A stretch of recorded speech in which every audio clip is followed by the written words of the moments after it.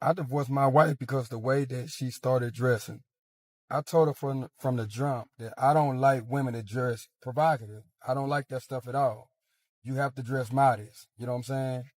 Only dress provocative if it's just me and you inside the house. So she started hanging out with these girls from a job, and I met them, and I'm instantly just thinking in my mind that this is not a good group right here. This is one of them groups where she's not gonna want to feel like she's being left out and stuff like that. And I said, I don't think you should be hanging out with these chicks because all these chicks are single. You know what I'm saying? None of these chicks are married.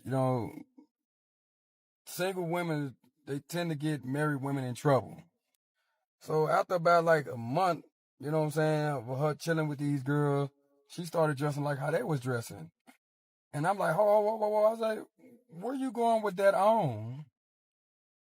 And then she told me, she like, it's just an outfit. It's not much. I'm just, just dressing for the occasion. I'm like, no. I said, no, you got to take that off. I'm like, no, I don't care who you hanging with. You can't put that on, man. You're not fit to go out there dressed like that.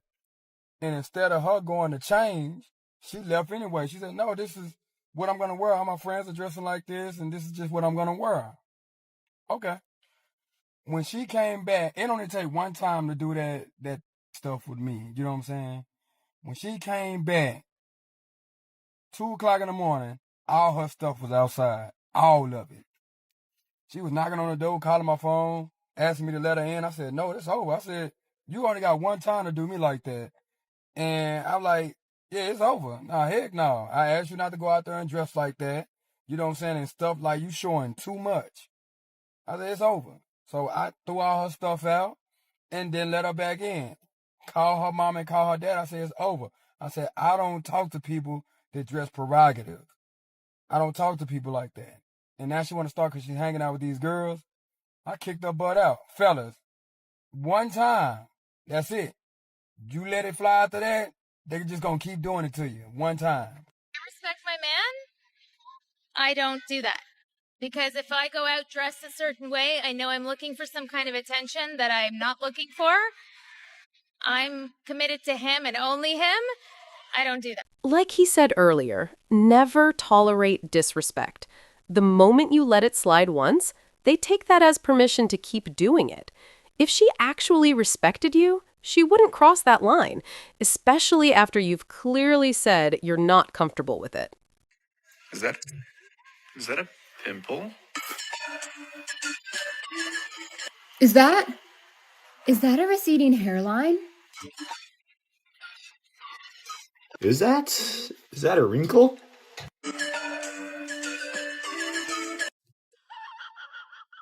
This man does not know that I'm celibate, and I have been for about 2 months. Listen, fellas, if a lady has to specify to you that she's celibate, ran through. Automatically ran through. And the way that we know this is because it's the same if somebody tries to tell you, oh, I'm such an honest person. But an honest person is just honest. They don't got to specify it and tell you. If she's specifying, yeah, I'm actually celibate. Oh, thanks for letting me know that you got too many times and felt bad about it. I don't think most men realize how many people pretend they don't have any baggage. A lot of the time, they sell an innocent image, claiming they've never done anything wrong or that it only happened once or twice. Now you've even got this new trend of calling themselves celibate, which, ironically, often does more to expose them than protect them. Not everyone is lying, of course. Some people really are who they claim to be, but it's a lot more common than most men think. You just seem very misogynistic, realistically. So what is misogyny?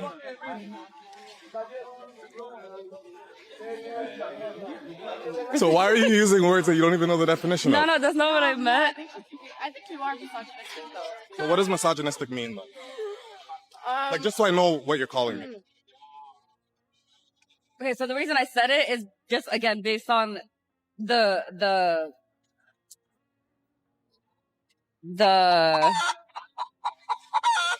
Because you hear it on the internet? Nah, bro, are you stupid? No. Bird hands are a sign of desperation. You don't have to be forceful if you're actually in control. So when you see women doing this, they're saying, this is what you have to agree with or you're not in the club.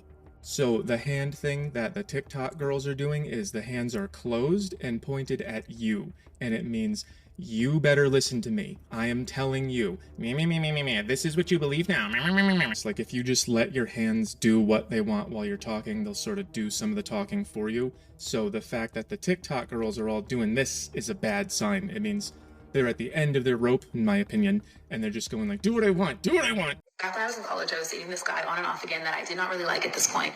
Ladies, y'all want to see what it's like to date somebody on today's day and age? Viewer discretion is advised. For whatever reason, we were meeting in our college town, which is a 3-hour drive from me, right? Disclaimer, I was not putting oil in my car. I thought my dad was doing it. He was not. So I'm on the phone with this guy, and I'm talking to him, and I realize that my car engine is starting to kind of smoke, but I'm like, whatever. We just started the story, bro. We haven't even gotten to the best part. We just started the story. Your car's engine is smoking, and it's whatever? How? This is why I never believed in like that whole women intuition bull and women got great discernment. Your intuition, your discernment should have told you something is wrong. I need to pull over. But instead, I'll deal with it later.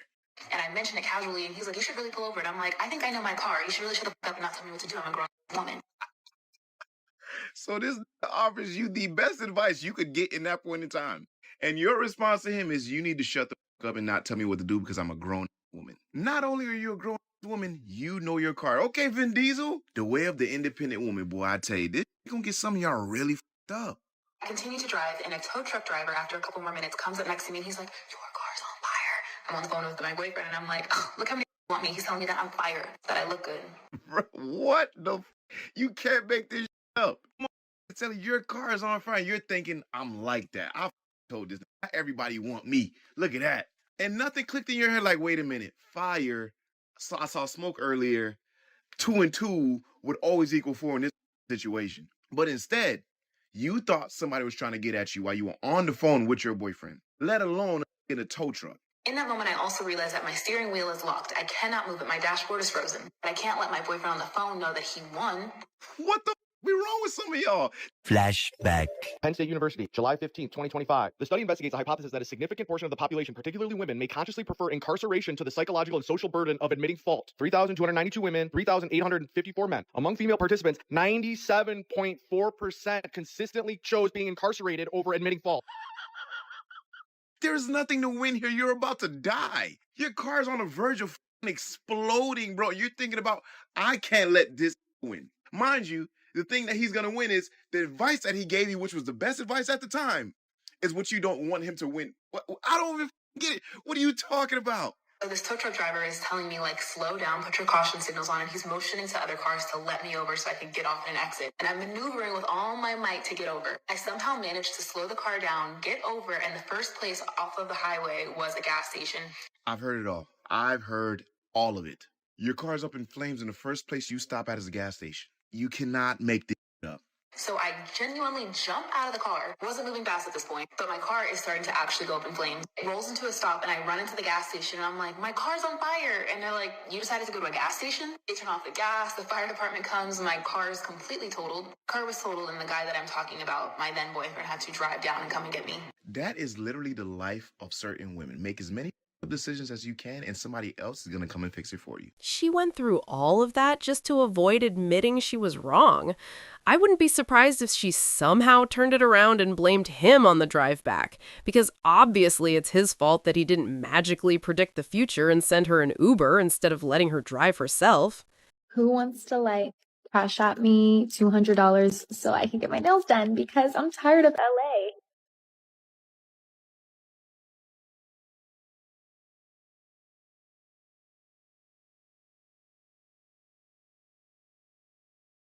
In college, I dated a very traditional Christian man who asked me at one point, how do you feel about after you graduated, we just immediately got married and you were a stay-at-home wife and you didn't have to work? I was honestly offended by that question because I was so passionate about this thing that I was getting a degree in that I was just so eager to enter the workforce and do this thing that I loved and get money for it. Fast forward to today, I've graduated, we broke up, I'm now working in the profession of the thing that I got a degree in, and I changed my mind. I changed my mind. I know. I don't want to do it anymore. I'm done. I had a chat with a friend of mine last night who was complaining about how women don't want to be housewives anymore and they just want to have a career and they want to work and they want to hustle. And it was just insane because I looked at him and I was like, who on earth wants to work? And he was like, every woman, they want to work. They don't want to be at home. Like, they don't want to be taking care of the kids and whatever. And I was like, name me one woman that wants to work right now. Like, there's no woman on earth that just wants to work and hustle and whatever. Like, it doesn't. The girlies are quitting their jobs. McKinsey just released their Women at Work Report 2024 edition. And what they found is that about a third of women are planning to leave their jobs. Pretty much every video I post about careers, I get a ton of comments from people saying, I just don't want to work. Like, I don't know, no job sounds appealing to me because I just don't want to work. My own story of the path I was on in my 20s, I did quit my job at 31 as a marketing director. I took a few days to kind of chill out, cry all my tears, get all the anger out before I made this post. After 17 years of teaching, I resigned from my teaching position. Quitting a long-term commitment just because you're bored or not feeling it anymore? What a concept. I can't think of many other situations where people treat serious commitments as something disposable. If you've enjoyed the video so far and want to see more like it, I'd really appreciate it if you hit the like button. Thank you.